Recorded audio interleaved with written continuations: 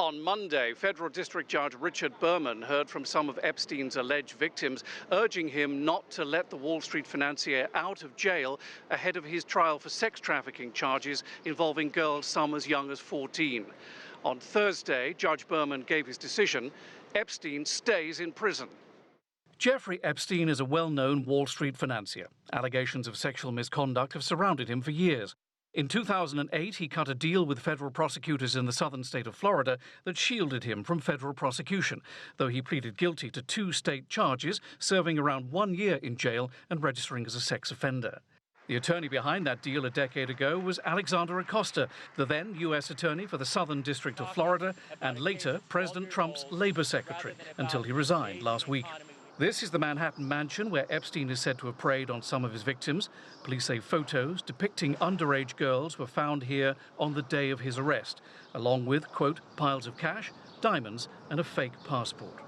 Federal prosecutors also accuse Epstein of witness tampering, paying $350,000 to witnesses who may be called to testify against him in his upcoming federal trial. Epstein, whose past includes links to President Trump and former President Clinton, ran with the rich and famous of Wall Street and corporate America.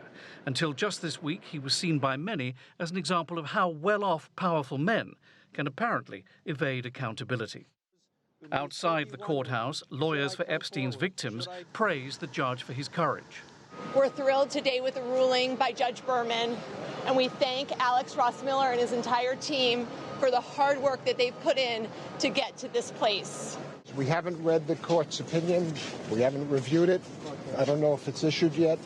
When we do, we'll seriously contemplate an appeal to the Second Circuit.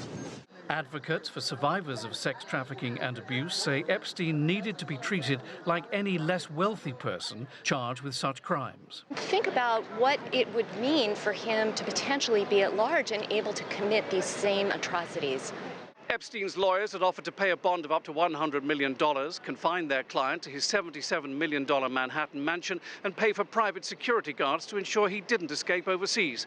But the judge was having none of it. Epstein will stay behind bars until his trial begins, and if convicted, he could be in jail for a very long time. John Terrett, CGTN, New York.